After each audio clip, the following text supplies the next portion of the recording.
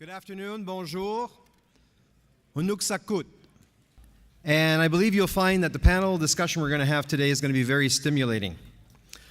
Let me begin by introducing myself. My name is Patrick Borbet. I'm president of the Canadian Northern Economic Development Agency, and I'm also chair of the Senior Arctic Officials for Canada's two-year term as we're chairing the Arctic Council. And of course, that chairmanship will pass to the United States in the spring of 2015. As Senior Arctic Officials Chair, I have the pleasure of working closely with counterparts from the 8 Arctic states that comprise the Arctic Council, as well as the heads of the Council's 6 Indigenous permanent participants. Just a short note, before joining CanNor in 2011, I served as Senior Assistant Deputy Minister of Treaties and Aboriginal Government and Assistant Deputy Minister of Northern Affairs at Aboriginal Affairs and Northern Development Canada. In my role as Chair of the Senior Arctic Officials, I have the privilege of supporting Minister Aglukak in delivering the Arctic Council's entire program of work during Canada's two-year chairmanship. It is a program filled with the initiatives of 6 working groups and 4 task forces. Combined, the Arctic Council has over 85 projects and initiatives, an impressive body of work for this organization, and one built on the foundation of cooperation and collaboration. Canada's term as chair of the Arctic Council is approaching the halfway mark, and a great deal of work has already been accomplished to advance our program. And as the Minister said at noon, our program focuses on the theme of development for the people of the North. Initiatives are advancing under Canada's broad 3 sub-themes: responsible Arctic resource development, safe Arctic shipping, and sustainable circumpolar communities. A key initiative during Canada's chairmanship is the creation of a new organization that will bring a business lens to the work of the Arctic Council. Canada proposed this idea because we strongly believe that economic development is very much at the heart of a vibrant, healthy, and sustainable North. We know that development must happen in a way that benefits the people of the North. We've heard from many business leaders from around the world on the concept of a Circumpolar Business Forum, and they have consistently said 2 things. First, it's the right time for this idea, and second, get this new entity up and running now. The need to move quickly was shared by Arctic Council ministers when they approved this initiative last May in Kiruna, Sweden. This new body will have a unique role to play among the many organizations that want to bring business together to talk about economic development in the Arctic. The Arctic Economic Council is being created by and for the Arctic Council and will be the only business organization with a direct link to the Arctic Council. I will now turn to the panel with a series of questions and ask them to produce their insights into the work of the task force that was created for the development of this new international entity, and what this could mean for the work of the Arctic Council going into the future.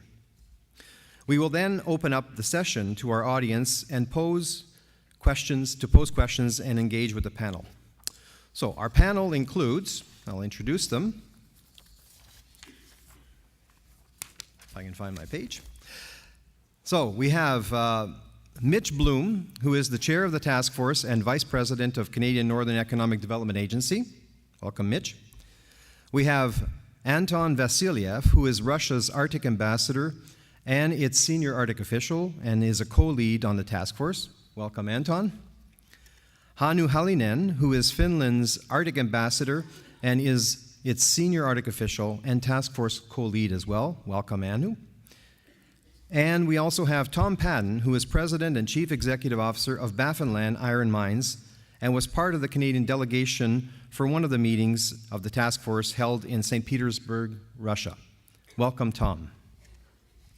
So let's begin by turning to Mitch as the chair of the task force, who can now fill us in a bit more on how the task force has approached its work, and where the efforts currently stand. Over to you, Mitch. Thanks.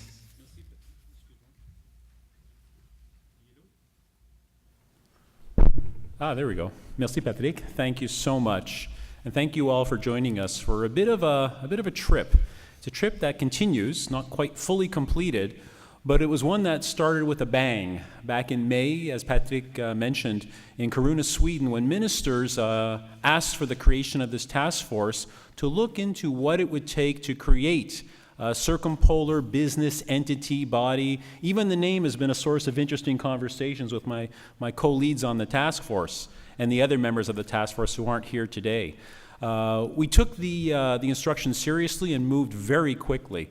With the help of the co-lead countries, which include Russia, Finland, and Iceland, as well as Canada, and of course all of the Arctic Council member states and permanent participant organizations, we immediately launched into our efforts within the summer, having a quick phone call, quickly realizing that you do not do this kind of business by phone.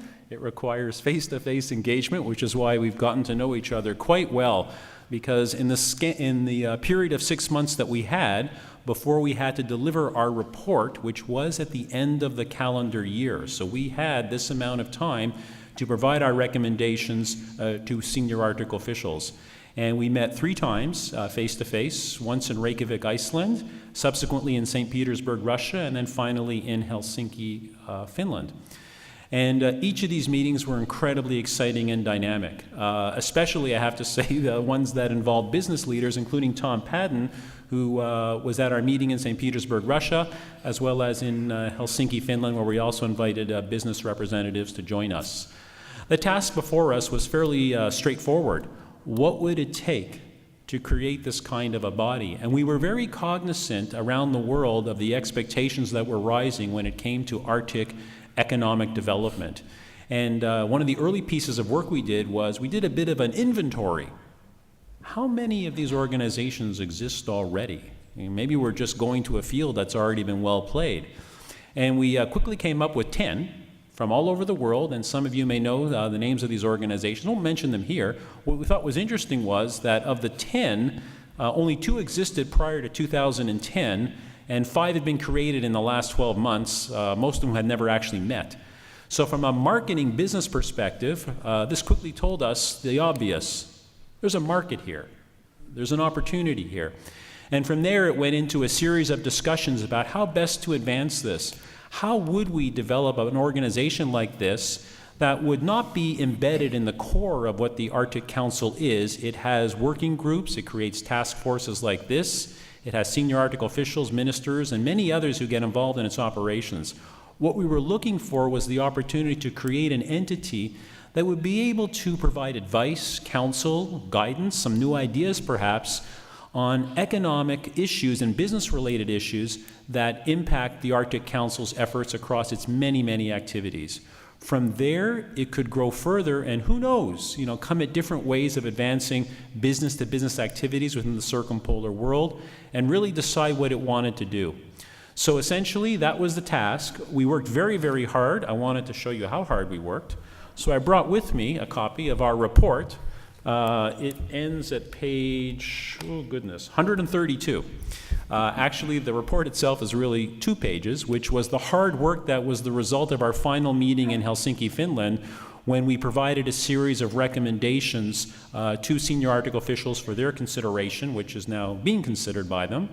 The rest of the documentation was us working through what it were the various issues and opportunities around creating this body. I'm going to stop with maybe just a slight sense of what's in that final document in terms of the recommendations. As I think we alluded to, or I alluded to, we originally were calling this organization a Circumpolar Business Forum. As you often do when you're discussing things internationally, many ways to describe the same thing, and we felt as a group that it was time to perhaps move it to something that was a bit more universal in tone, so we changed the name to the Arctic Economic Council, and that's the advice that we provided.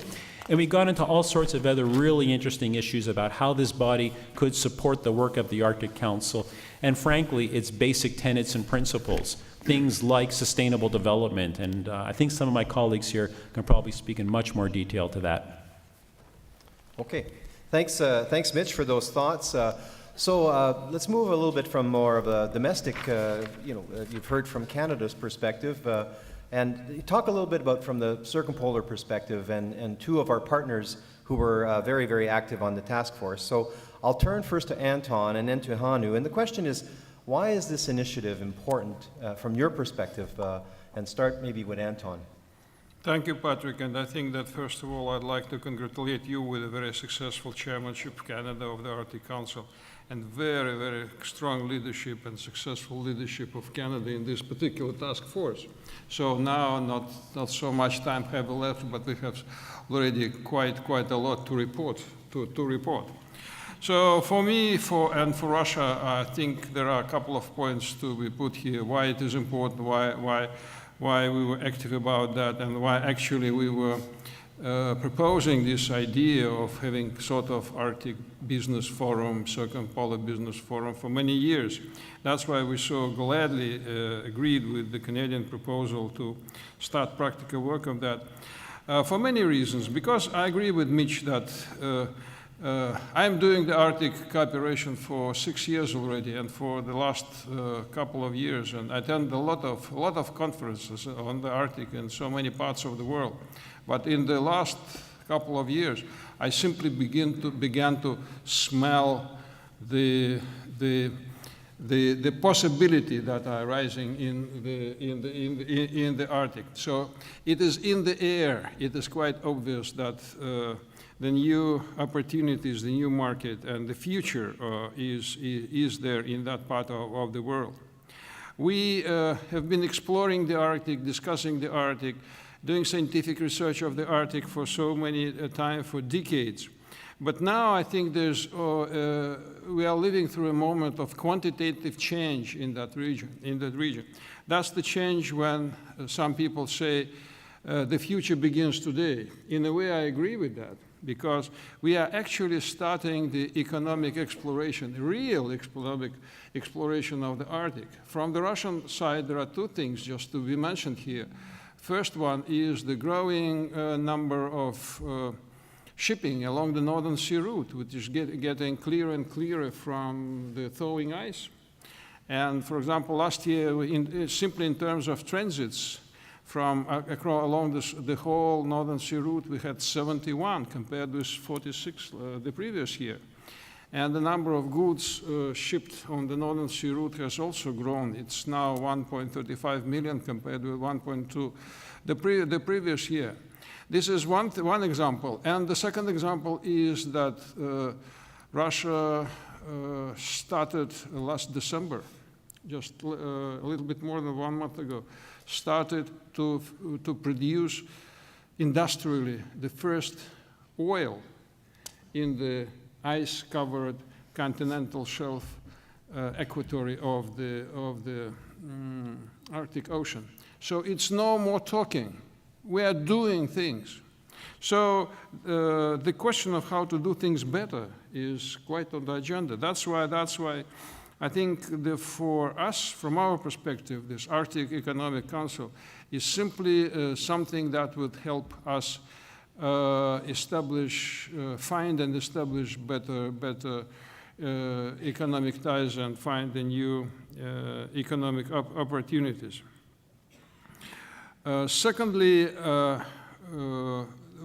the purpose of this council will be definitely to use the experience that we have gained in the Arctic Council in exploring various kinds of life, doing business, and sustaining development, and to assure the exact combination, right balance. This is what is always in our mind, how to assure the optimum combination of economic exploration of the Arctic from the one side, and doing that in a socially responsible and environmentally wise way.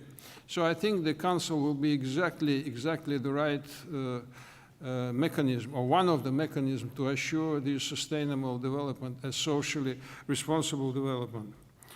I think the third point is that it's important for us and important from my point of view because it is a very strong input to further strengthening of the Arctic cooperation. And further strengthening of the Arctic cooperation has been, is, and will be one of the major national interests of Russian Federation in the Arctic. So it's yet another input into peace, stability, and cooperation in the region. We have so many common interests in the Arctic, I mean Arctic states, and the economic interests of us is yet another force that brings us together. And finally, this is something which is of interest to my country, because last year we have adopted a new strategy of social and economic development of the Arctic zone of the Russian Federation. And there are many things that I think that would be realized in this concept, in this strategy, that will be realized better in coordination and cooperation with partners, with business partners through this council. Then we would do that alone. And I'm talking about just the major priorities. I've written out that. What we are talking about, what are the major highlights of our strategy? It's a comprehensive social and economic development. 1, development of science and technology. 3, building of modern information and telecommunication infrastructure. 4, assuring environmental safety. 5, growing international cooperation in the Arctic. And the 6th, and not the last, assuring the sovereignty of our state in the Arctic. Thank you. Thank you, Anton. Hannu, there's been a lot of enthusiasm by Finnish business. We witnessed that. The minister had the opportunity to meet with some Finnish business last spring, and a lot of enthusiasm for the initiative. So can you talk a little bit about the importance of this initiative from Finland's perspective? Thank you, Patrick. It's always a pleasure to be here.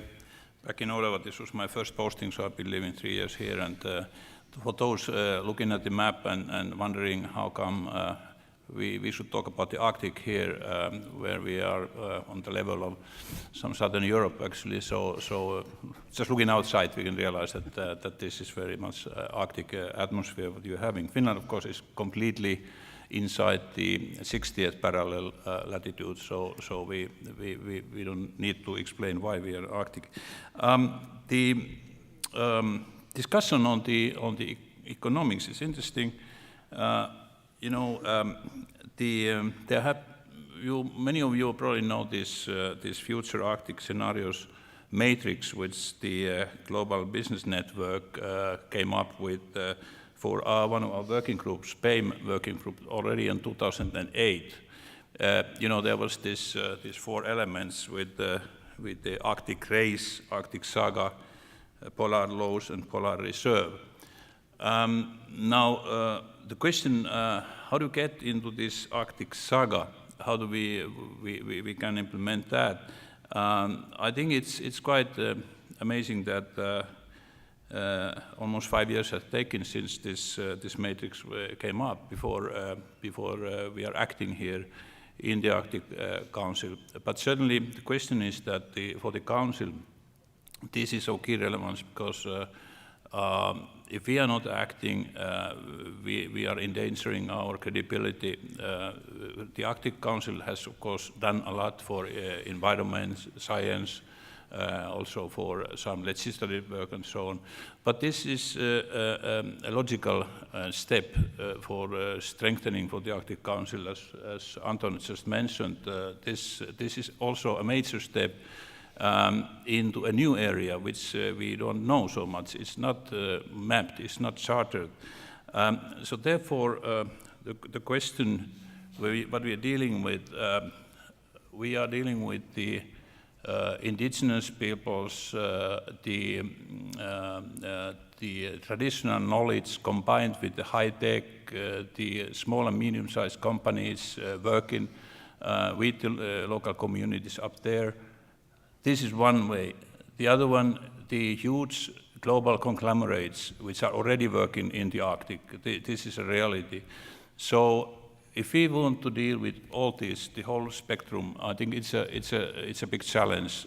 So the concept we are working on is not completely finished yet. We still need to see how we can engage and all the partners in Finland. We have a pretty good basis there. We are talking about the so-called domestic mechanisms which are needed to help the representatives for the new council to get the right backing and the right advice and preparations. So we have been doing a lot of discussions with them, asking what is your interest there, what is it you look forward here. And well, it's starting from this small, very, very precise issues, going over to big issues like the trade barriers. It's often coming up there, the trade barriers, and obviously it's not under the mandate of the Arctic Council to discuss issues, but we have at the moment the CETA, the free trade agreement negotiated between the EU and Canada. EU is negotiating with the US, the same issue. All these big issues within the framework of this, our position and views and concerns need to be taken into account. So in that sense, the Arctic Council is not an official international organization, but it can do a lot, and the established organizations like IMO and so on are giving us much more interest than perhaps before. So we have to respond to those expectations, and I'm sure that we can do it. We wanted to come back here to the Northern Lights to tell that we have finished our job. Mitch was very ambitious there. We certainly worked very hard, but we still it's such a new issue, so we still need to talk about few things, and it's a learning process to ourselves also. Okay, thanks, Hannu. So Tom, you're a business person. You've got, as we could say, skin in the game up in the Arctic. You've been involved in projects, of course, in Labrador and now in Nunavut. So you're the voice of business on this panel. And again, by the way, thank you very much for your contribution and your leadership to the initiative. And I also want to recognize Lillian Brewster, who was also part of the task force and has really been very helpful as well. We've had lots and lots of very good input, but tell us your perspective, looking at it from a business leader's perspective. Well, sure, and thanks, Patrick. And the first thing I'd comment is that for those of you, and many of you are involved in business, as difficult as you think business discussions and negotiations are, I invite you to observe the world of diplomacy. Because it puts us in the shade when it comes to the difficulty of trying to work through a kind of a knotty program, how to establish a new international organization that respects politics but focuses on business issues. And I can tell you that the panel that has been put together has done an awful lot of very good work to get to where we are. On the business side, we are essentially waiting for the Arctic Council countries to, if you will, punt over the program and the organization as it's construed by them for population by business and for execution, I suppose, by business. And so therefore, business was very interested in having some input into what this new organization might look like. And as Mitch has said, there are a dozen, many of them new organizations trying to figure out how to capture some ground in this arena. What we've concluded is that the Arctic Council is the primary mover on pan-Arctic issues going forward. And 16 years ago, when it was created, it did not have the same gravitas that it has today. It's become an extraordinarily important organization. And I think business, both individually in terms of some of the firms, collectively in terms of some of the sectors, and then more broadly in terms of business as a whole, whatever that is, came to the conclusion that inasmuch as the countries of the Arctic have come together in an Arctic Council, and the Inuit of the Arctic have in their own way come together in an Inuit Circumpolar Council, it's appropriate for business to come together in a collective way and present that perspective on business, that a collective one that to this point has been missing. And there's an awful lot of expertise that has been developed individually by various firms or sectors that can contribute to the more appropriate development that's likely to occur in the Arctic in the coming years. And so there is a collective will, if you'll take it that way, to contribute in this regard. But also, given that it's business, there is an understanding that this is, at least in part, self-serving. The ability to share best practices, because in Canada, for instance, we have made enormous strides in how to reconcile the rights of Indigenous people with the expectations of developers and the shareholders that invest in them. And that's not immediately extrapolative to all other countries, but it's an important achievement that's happened here in terms of reconciling, in particular with the Inuit, how these kinds of developments are going to occur. But likewise, the expertise that has developed in other countries where, bear in mind, there are 4 million people that live in the Arctic, and only a fraction of them are within Canada. There's been all kinds of expertise developed around how best to deal with some of the problems in distribution of supplies, in developing appropriate housing, in running businesses in the Arctic where the problems are particular and not common with the South. There's been an enormous body of expertise that's been developed, and there is really no global forum that can see that information exchanged. And so for those reasons, in addition to the fact that all the players who are working in the Arctic today are generating enormous amounts of data, enormous amounts of expertise, and we do a limited amount of sharing of that, and there's great opportunity there.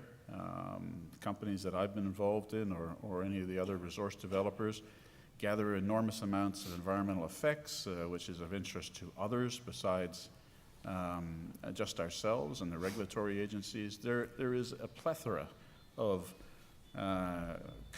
contribution that business can make to the issues that are facing the Arctic, especially as they're represented by the Arctic Council.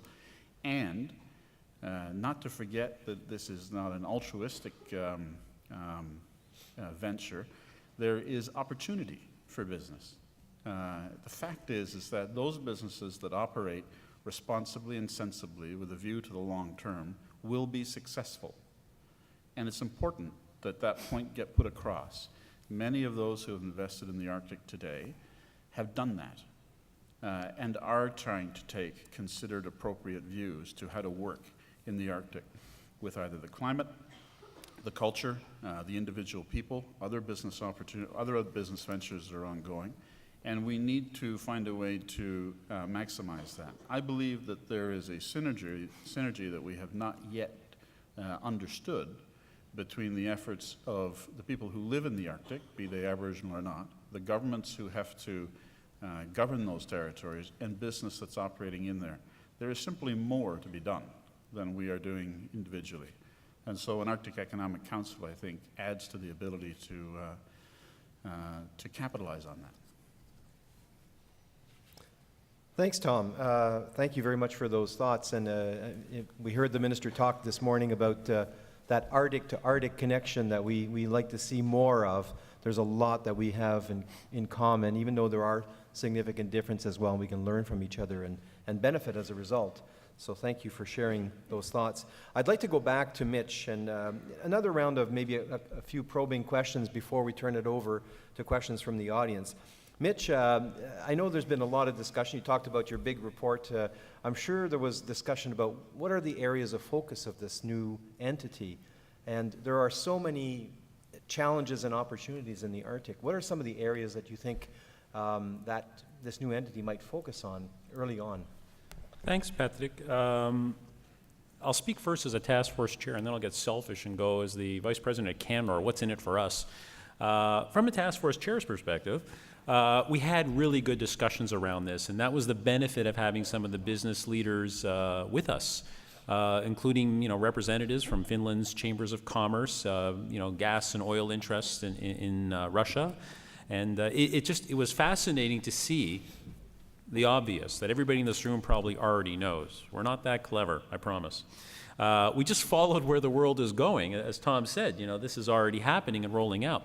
But when we did try and say, as a task force, if we were to provide advice to this new Arctic Economic Council and have it focus on a couple of things, what would we advise it? So our view, again, as a group was, first, resource development. It is happening in all of the circumpolar world. The transformative impact of this on the communities, on the economies in each of these circumpolar countries is dramatic. Great experience can be learned from countries and organizations, businesses especially, who have already blazed a bit of a path over here, including our own country, which has a long history of resource development in the Arctic. So we thought that would kind of be piece one. Right up next to that, and of course related to it, was infrastructure, with a particular twist on shipping, because we really see, and again, you must look at it globally in the way we did as a task force. These are some of the biggest opportunities and gaps. Anton's numbers on the Northern Sea Route, absolutely interesting to really understand and what it would mean. The idea of some of our own major projects in Canada trying to move base metals and commodities around the world through our Arctic waters, fascinating questions about how that would happen. Be assured, we felt that as an Arctic Council and as Arctic Council countries, to be able to garner the insights of business on issues like infrastructure and shipping would be marvelous. Tourism. Iceland's not at the table with us, one of our co-leads, but going to Reykjavik just kind of opened my eyes about a country built on fishing is still built on fishing, but now got an amazingly vibrant tourism sector, as is the case in much of our own parts of our Canadian North. But we all felt that that was a growing area, and it actually ties nicely into other work going on in the Arctic Council around things like cruise ships. That was a big one. The next two I'm going to mention together because those were the big categories of economic activity we thought were important. We also realized, and we had the benefit, of course, of the guidance of our permanent participant organizations from the Arctic Council, two more levels of analysis. One is small, medium enterprises. We wanted to make sure in whatever this new Arctic Economic Council does, it doesn't simply become one of these large corporations focusing on offshore oil and gas or whatever it was. It needs to complement its work by focusing on the true growth sectors in many parts of the circumpolar world, and that's small, medium enterprises. Of course, if you go into the circumpolar world, certainly our Canadian, you'll find our leaders in there, certainly in Canada, in our Arctic, are invariably Aboriginal leaders and DevCorps and organizations. So both small, medium enterprises and Indigenous and Aboriginal businesses, a critical focus. And one of the last things we're going to tell them as we eventually wind down our task force is, please, focus on those. So those were kind of the advice of the task force. Just the last couple of thoughts I would offer here is, looking at it from the Canadian perspective, selfishly, I think we're hoping to get some advice as Arctic Council members from the new Arctic Economic Council on the basis of socioeconomics. So how is it business can work with communities to make sure we get wonderful outcomes when economic activity comes sometimes fast and furious? Environmental data, environmental information. Tom alluded to this. He's the expert on it. The amount of information collected around the world by the private sector on environmental activity and impacts and things going on in the Arctic is amazing. To me, it's the ultimate cumulative impact study, trying to understand, when you look at it from the top of the planet down, how this ecosystem is connected and how people both are connected to it as well. So that's really important. I think the last thing I was going to mention was, of course, again, from a Canadian and Canor perspective, the business-to-business relationships. One of the most fun things I had working on the task force, again, I'll go back to my Reykjavik example, was having a discussion about Greenland and the role that Iceland plays in terms of supporting Greenland's economic development, which is very similar to what's going on, especially in a place like Nunavut. And, proudly speaking as a Canadian and saying, a lot of those folks in Greenland, of course, are directly and immediately related to our folks in Nunavut and other parts of our Arctic. And the natural connections we can start to see on resource development, iron ore or otherwise, going on between two neighbors that close together could perhaps be facilitated by the work of the Arctic Economic Council. So those would be my top recommendations.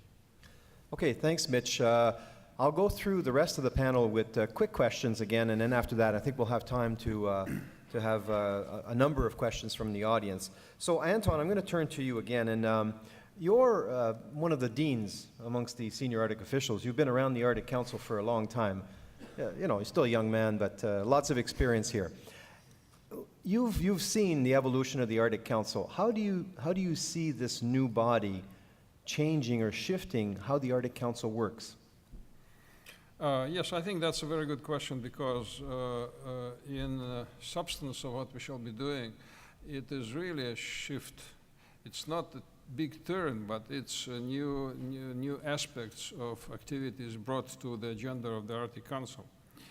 And I think that this is something that we are agreeing on collectively, and this is an important thing. This is not something that one or two countries brings to the agenda, but this is something that our ministers, and you have already put it correctly, have agreed on in Kiruna Declaration. They have put it very clearly that the Arctic has enormous economic potential, and they put it in the Kiruna Declaration that the economic cooperation will be high and will go top of our agenda that we shall be doing in the 16 years to come.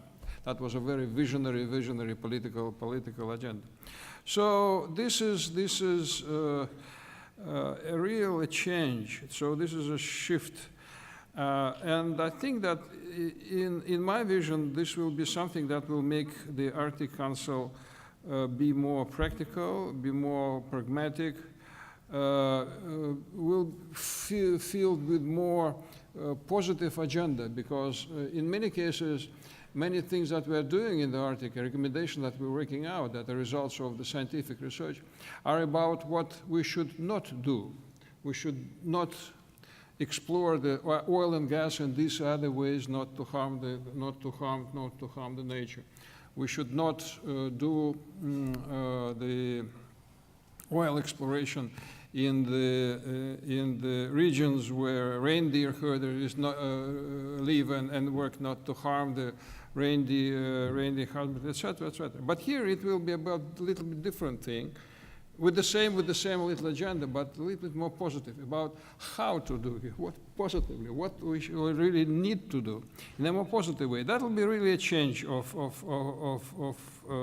things that we will be talking about in the Arctic Council, and I think we welcome that. From the Russian perspective, we welcome this particular shift. This will make Arctic Council even more flexible and even more adaptive to widen its horizons, to react to the change in the evolving real situation.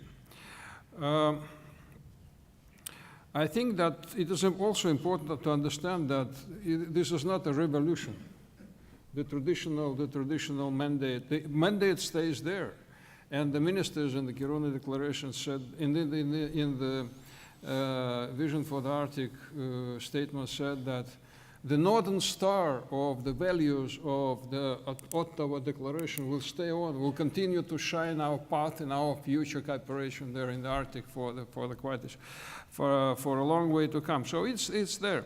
We shall keep on doing the research. We shall scientific research cooperation. We shall keep on cooperating in environmental protection. We shall keep on working on sustainable development, but we shall add the new facet, the new aspect of our work. And I think this is great, and that will be a very right mixture of things that the Arctic Council will be doing, and that I think in my mind, this is really what we should be doing at this particular moment of change in the Arctic.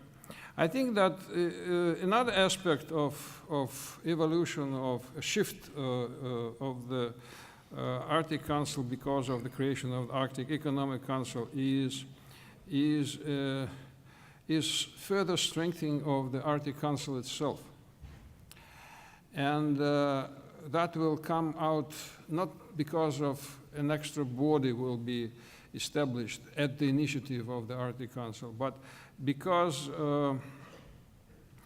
the Arctic Council will be looking after real real substantial problems that will help solve the real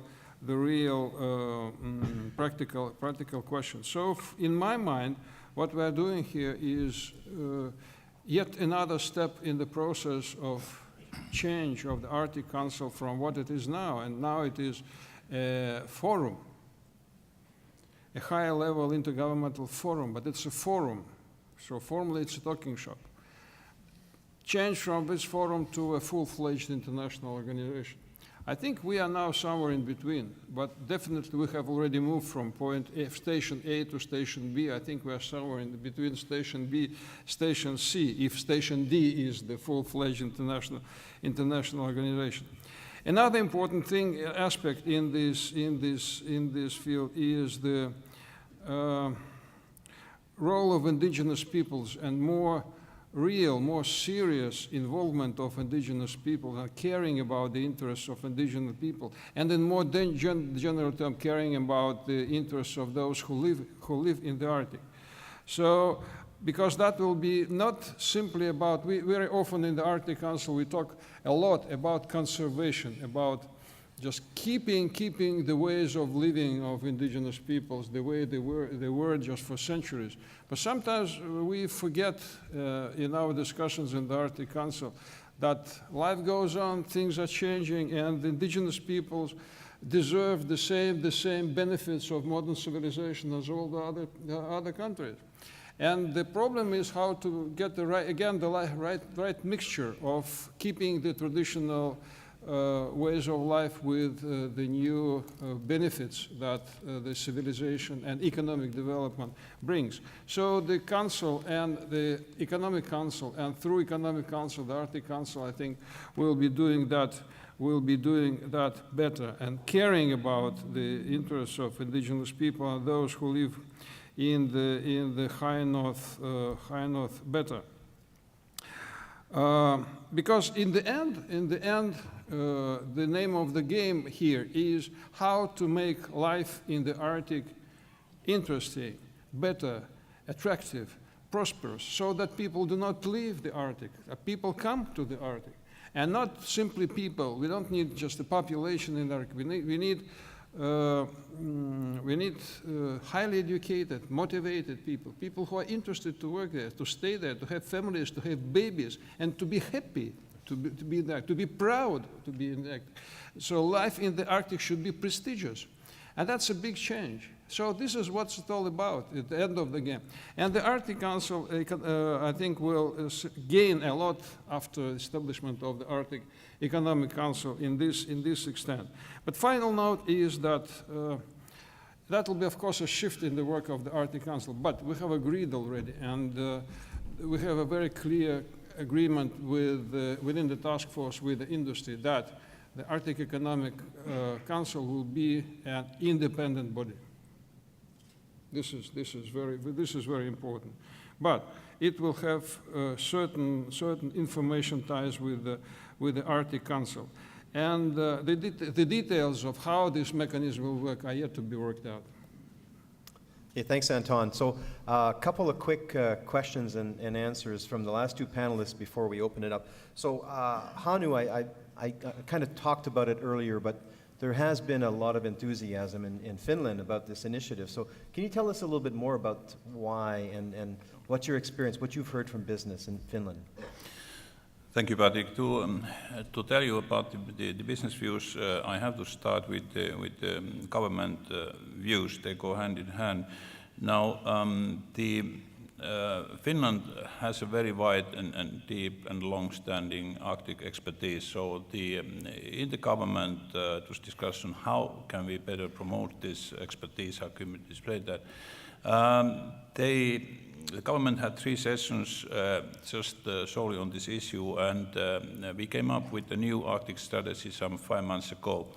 The vision of the government in that strategy is that Finland is an Arctic actor who can reconcile the business opportunities with the requirements of the environment and sustainability through international organizations. So this is in a nutshell those elements.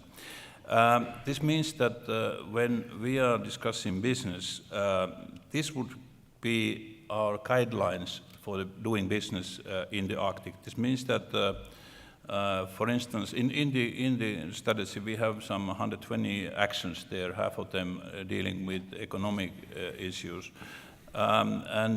Since this vision is not only a political statement, but it is implemented through these actions, there are a lot of examples there, like, for example, the environmental impact assessment, a concept which was agreed upon in Rovaniemi in the first intergovernmental meeting with the Arctic governments in '91. And it is, of course, in the Arctic Council, but it could be more systematically implemented. So the businesses, they are seeking for some more reliable information and predictability when they are contemplating sometimes quite huge investments in the Arctic. That's why this interaction between the governments and businesses is so important, that they sit together and they exchange information. This can be done on a bilateral basis also. But I think we are all agreeing in the Arctic Council that this is the best platform, this is the best concept, best way to discuss the Arctic issues. We are all there, we are the experts, and we know how to deal with that. Having said that, of course, I just wanted to mention again that the Arctic is also a global, the business is global, so we should not leave out the global businesses already there in the Arctic, so we should find a way how we will deal with them.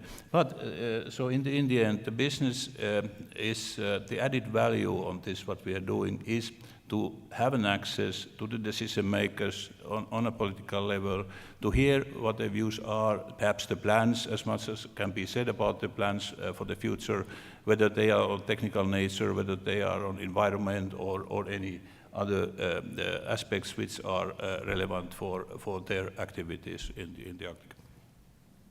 Thanks, Hannu, and thanks for reminding us that business, we work in a global environment, and I think that's really relevant, Tom, for the last question, because you have investors not only from Canada, but from countries outside of the Arctic, and so what Baffinland does in the Arctic is of interest not just to Canadians and to Arctic nations, but to a lot of other people elsewhere in the world. Can you talk a little bit, just a short comment about not only what you can gain from an economic council, but what you can contribute as a business organization? And I'm thinking in particular about the experience that you've had, not just at Baffinland, but before that in your previous work, in working constructively, building positive relations with Aboriginal groups and creating those right conditions for participation and benefits for all people of the North in our projects. Yeah, I think from time to time, you know, we in industry think we're doing a terribly good job, and it's fair to say that we're really at the start of this. I think that there's much yet to be explored about how to engage in these projects in the North. In a number of instances, we seem to have had some success. But the real opportunity, I think, is that we have not yet fully explored how to realize the full potential of benefit from these projects so that it translates into long-term implications for the people who live in the Arctic. And so that's kind of a personal comment as to as much as individually one project or another may have some success, there's lots more room for improvement. But in terms of how an Arctic Economic Council can play into that, I think there are a number of ways. I'll try and think of one or two sort of practical examples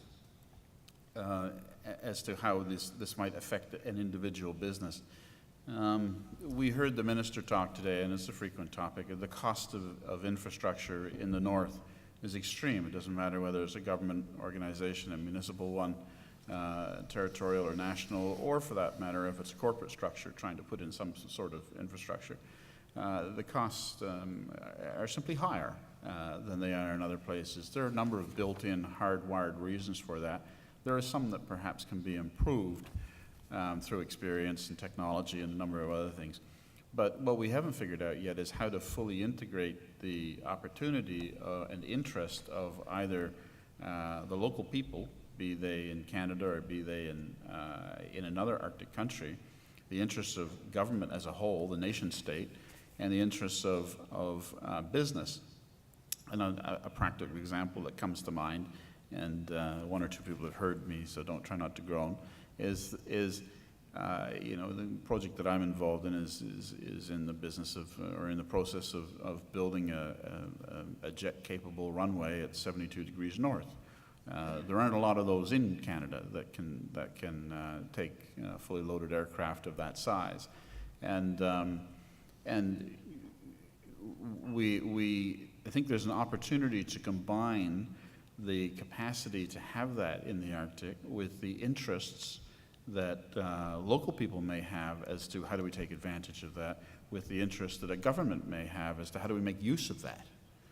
And it's not necessarily a charitable donation. It is how do we work together to take advantage of the fact that we're building this kind of infrastructure in the north and take practical advantage. I think that a pan-Arctic discussion of those kinds of things and feedback into the Arctic Council can help further that conversation. There is experience elsewhere, or there is experience in Canada that can be shared.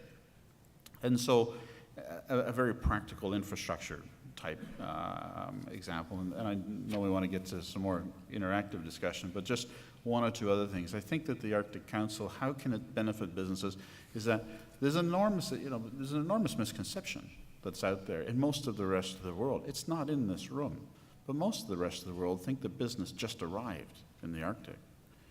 And you know, business has been around a long time. I see Elijah nodding his head. Ask Elijah how long he's been in business in the Arctic, in Igloolik, or you ask others who are in the room, you know, decades and decades of experience, and by and large it's been sensibly done. There is this misconception. And I think that a pan-Arctic, if you will, or an Arctic Economic Council can usefully lay out some of the facts about business in the Arctic, and that in many instances is being done extremely responsibly with very important outcomes for those who don't live in the Arctic. And most people don't really get that. So I think there's lots of opportunity there, and that can be important to individual businesses when they're looking for investment, when they're talking to banks, when they're talking to other financing sources who don't have any particular interest or experience in the Arctic.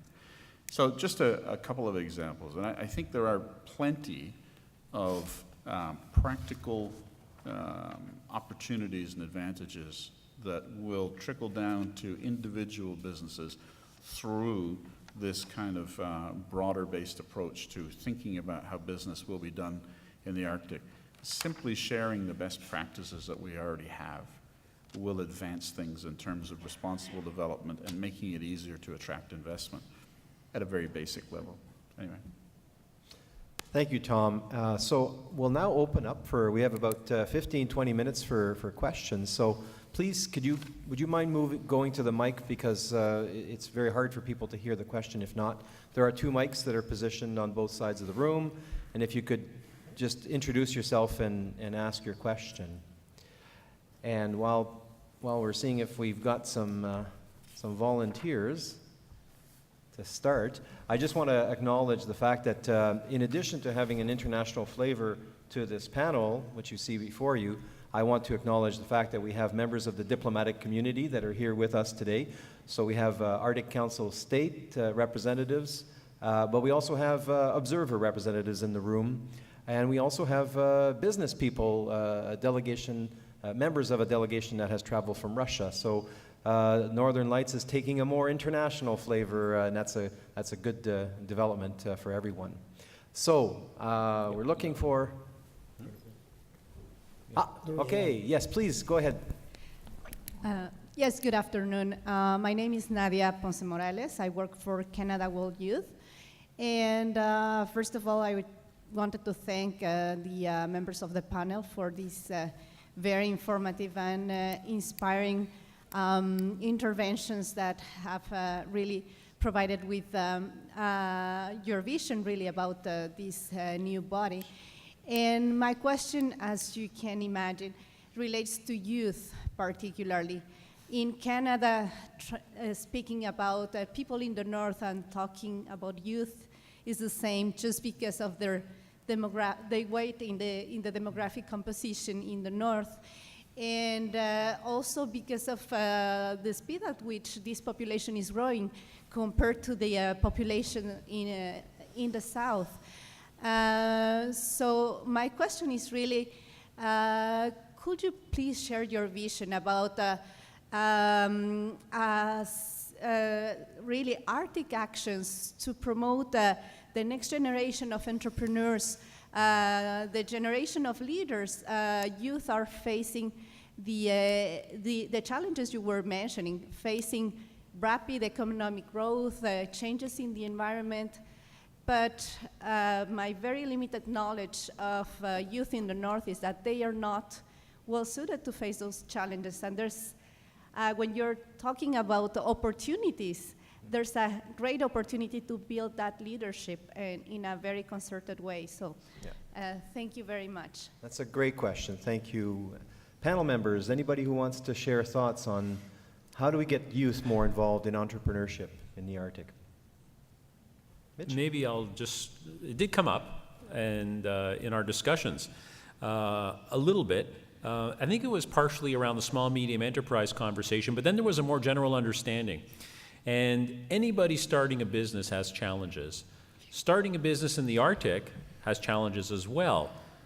And it's often young people that are doing that. And you made the point, and I know this room knows the story well, one of our youngest demographics in Canada is in our North and in our Arctic, and that's incredibly exciting.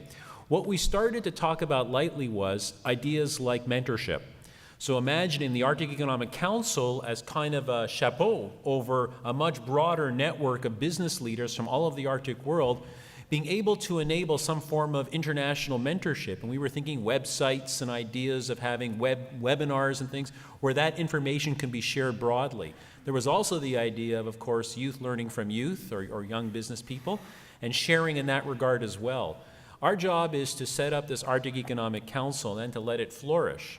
But there was no question in my mind that the notion of seeing and understanding the demographics and the opportunities around youth would be something this group would take on. Okay, Hanu? Thank you. I just wanted to raise this here, the point to compare that in the Arctic areas in the northern countries, Nordic countries, Finland, Sweden, Norway, there are some 1.2 million people living there, and then 500,000 you can add it from Greenland, Iceland, and Faroe Islands. So we're talking about quite a number of people there. Then we do have for our Sami people who are our indigenous peoples, they have a specific entrepreneur program, which I think it's very important that benefiting for them. The EU is involved in that, funding and supporting the Sami people. But then, what comes to the Finnish Arctic, we have some 100,000 pets there for tourism. So this is really a big concentration for tourism. And at the same time, we have a very lively mining industry in the same areas where we have these ski resorts. And that's our challenge has been how to put together the resorts, the tourism, and the open mines. The biggest open gold mine in Europe is Canadian-owned mine in Finnish Lapland. So, and it can be done with a proper planning and proper, wise decisions, and so it can be done. So that's what I wanted to just tell you. I think just two comments, and one is from an immediate business perspective, but also perhaps a broader one as well about the question itself. And from an immediate business perspective, business that makes large, upfront, long-term investment must ensure that the operation they're investing in works for a long time. simple math to get the return on investment. And so there is, without doubt, a very self-serving interest in the success of the communities and the youth from those who are looking at business, I think, in a responsible way. And so one of the things I was mentioning earlier is that while in some regards we've done well on some projects, there's lots of room left to figure out how to best serve the interests of the community and the business, which often, frankly, overlap if you take that long-term view. The other thing, and I think your question and Herna's answer pointed out, is that we all tend to bring our understanding of what the Arctic is to how we look at things. And the fact is that this summer I encountered, met some youth from Sweden who were some of the most dynamic, well-balanced folks that I'd come across with a view to how things are going to work in the Arctic in the future, and absolutely committed to remaining in the Arctic, and terrifically bright and terrifically energetic with ideas coming off all over the place. And I met them on a boat that was full of exchange students, essentially, from southern Canada, northern Canada, and other parts of the world. And the interaction is great to see. So there's lots of different ways of imagining and understanding what the Arctic looks like today. So. Thank you, and thank you for raising that point. I have to say that I was on the same ship with Tom. You were, yeah. And it was a really an eye-opening experience to spend time with youth from the circumpolar world, and to give credit to Jeff Green and Students on Ice. And Jeff is speaking on Thursday morning, so do come in and listen to him, because he has added the entrepreneurship component to the program, which was very much focused on the environment and discovery of the risks associated with climate change, and he's added that entrepreneurship dimension as part of getting youth of the North and youth from elsewhere in the world to think about the future of the Arctic. So thank you for raising that. Anton, you wanted to jump in? Ask Jeff if he's an environmentalist or a businessman. It confuses him completely. He's not sure anymore. Yeah. Well, I think much has been already said, but from my perspective, well, in Russia there's 2.5 million people living beyond the Arctic Circle, so it's nearly more than half of the population that lives there. So it's quite a number of people, and we have some experience there. The problem is that, as is many other parts of the Arctic, the Nordic population is decreasing.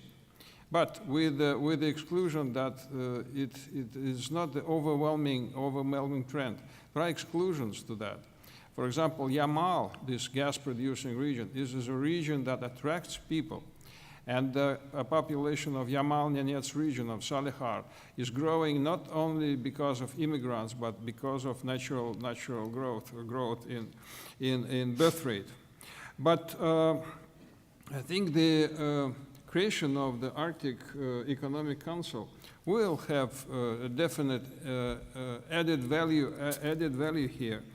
Once because of information about new opportunities.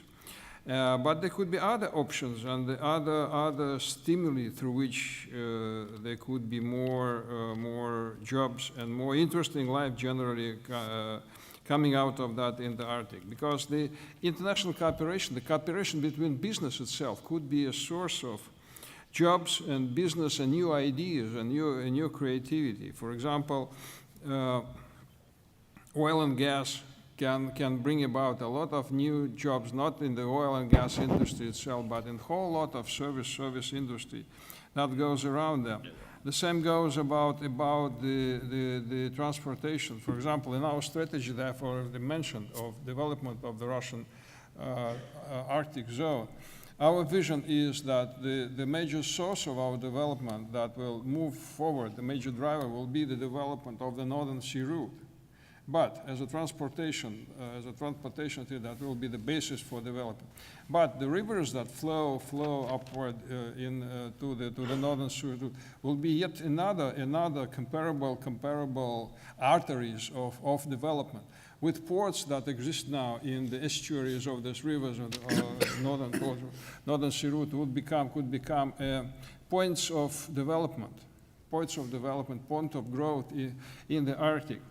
And so the transportation itself, the growing of transportation could be of major opportunity producing industry and development.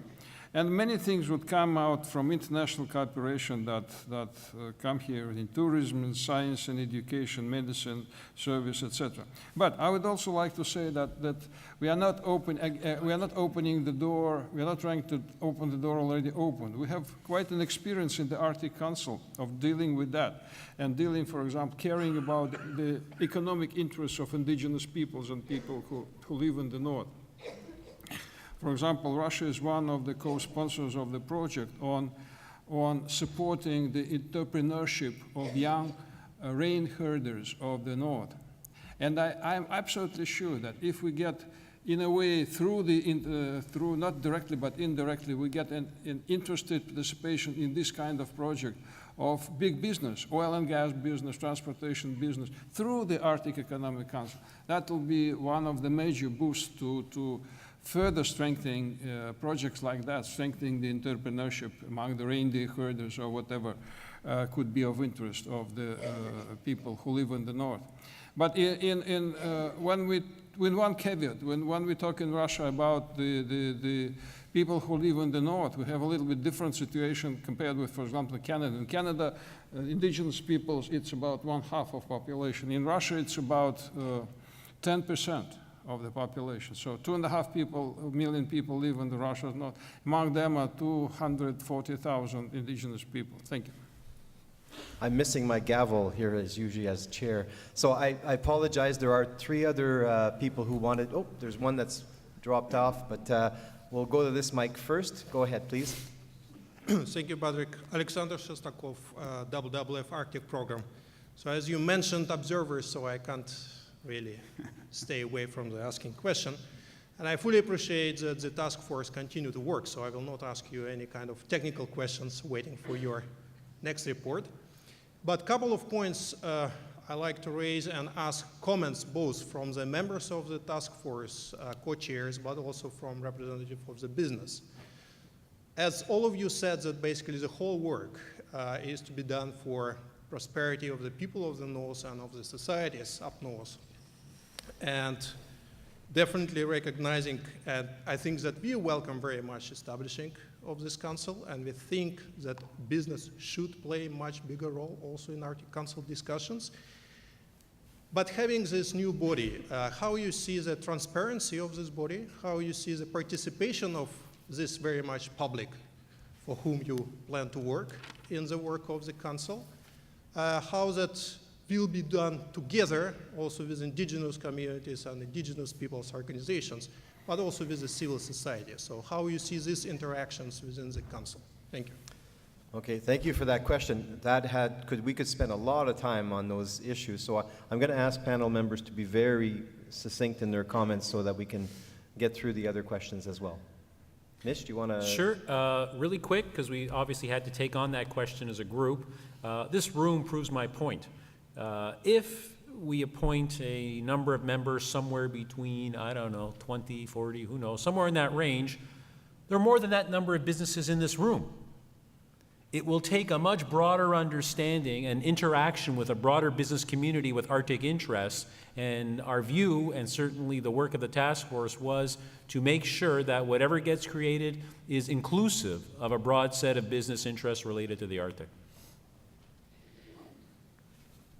Transparency? Well, I agree with Mitch, but I would like to simply say that it's like squaring the circle.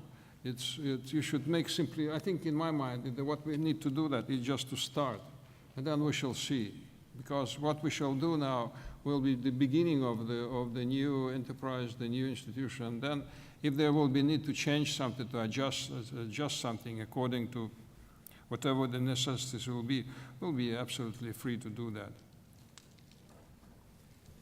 Nothing to add, but made my point already on global. Okay. Arctic. Well, I think you've raised some good points. The issue of transparency and openness, I think, is going to be important. We don't see this as a body that will operate behind closed doors, that very much their deliberations, their thoughts will be shared openly. And I think you've also raised the issue of, well, how do people feed into it? And that's something that we need to work on, whether they're, again, within the Arctic Council member countries, the permanent participants, indigenous representation, but also the point about the observers and business interests from outside of the Arctic that has a voice that would like to be heard. So those are all issues that we will need to continue to work with you and with your advice, of course, Alexander. Thank you. Sir? Thank you. I'm Paul Manson, president of Seabreeze Power Corp., which is based in Vancouver, British Columbia, and is a developer of renewable projects. We have a couple of initiatives in the Yukon and soon one in northern Quebec. I think my comments can be categorized more as a suggestion than as question, but over the last 10 to 15 years, there has been a great deal of research and advancement in application of renewables for northern climates. And there have been some stunning successes, most notably at Diavik Mine in the Northwest Territories, 9.2 megawatts of wind energy.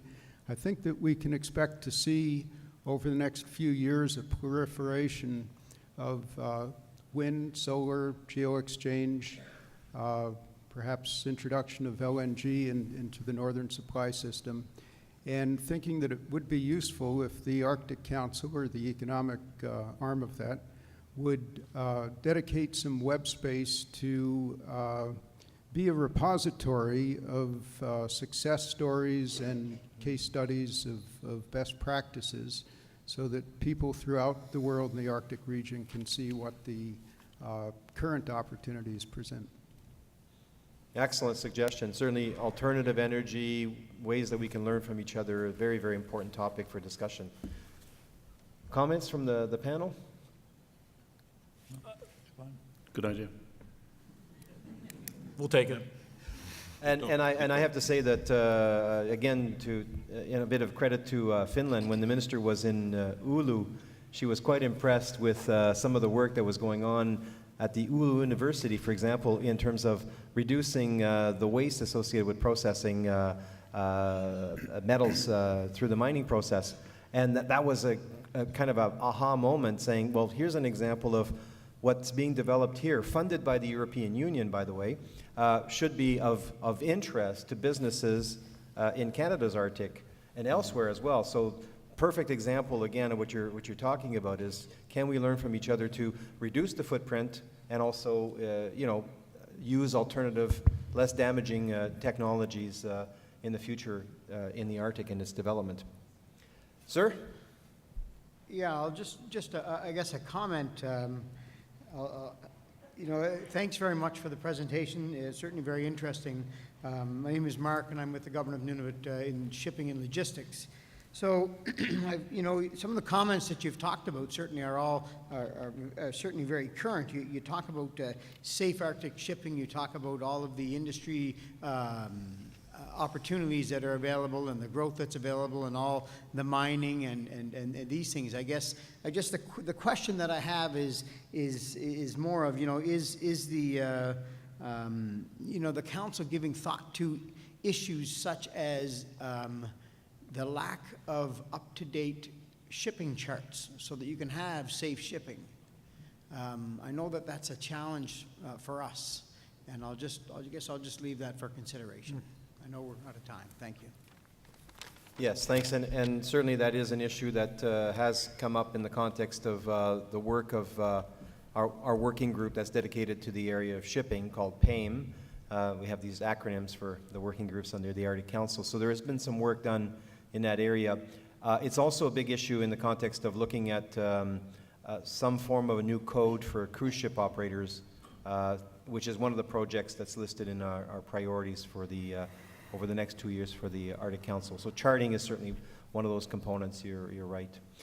And I know that, Anton, certainly you could say, Russia has done a lot of work in terms of with the establishment of the Northern Sea Route to ensure that those the charting and all the safety measures are up to date for your? Oh, yes, indeed. As far as this particular aspect is concerned, we've done a lot, and we've taken systematic decisions to develop the route, and starting from decision to build and finance building the new nuclear and diesel icebreakers, modernizing all ports, building new one, including quite spectacular LNG exporting port in the estuary of Ob River, Sabetta, and some others, including establishment a comprehensive system of